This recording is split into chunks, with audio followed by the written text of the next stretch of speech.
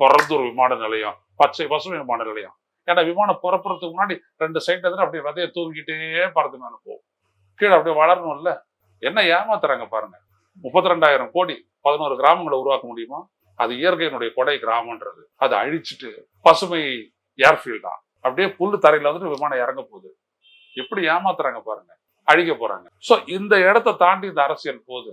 யாரும் இன்னைக்கு இருக்கக்கூடிய இளைஞன் படிச்சவன் சிந்திக்கக்கூடியவனும் திமுக அதிமுகவுக்கும் தேடி எடுத்து ஓட்டு போட போறதுல பிஜேபி நாட்டு போடுறதுல அவன் என்னைக்கே பிஜேபி திரும்பி தூக்கி போட்டான். அது ஒண்ணும் உருப்படாது அப்படின்ட்டு. நான் ஒன்னும் பிஜேபினால ஒன்னும் வக்காலத்துல வாங்கல. நான் ஒரே ஒரு கேள்வி கேட்கிறேன். 4,000 கோடி நீங்க வந்து மழைநீர் வடிகளுக்காக செலவு பண்ணிருக்கீங்க. கனவு காட்ட முடியுமான்னு நிர்மலா சீதாராமன் கேட்டாங்களே, பதில் இருந்தது திமுக கிட்ட? ஏன் இல்ல? அவ்வளவுதான். அதனால திமுக நாங்க வந்து அழிச்சிருவோம், நாங்க அவங்களெல்லாம் தண்டிச்சிருவோம், அவங்களெல்லாம் தூக்கி எறிஞ்சிருவோம். அப்புறம் யாரை நீங்க கொண்டு வருவீங்க? உங்க கட்சியே பண கட்சி. அந்த மாற்றத்தை திமுக கிட்ட எதிர்பார்க்காதீங்க, நடக்கவும் நடக்காது.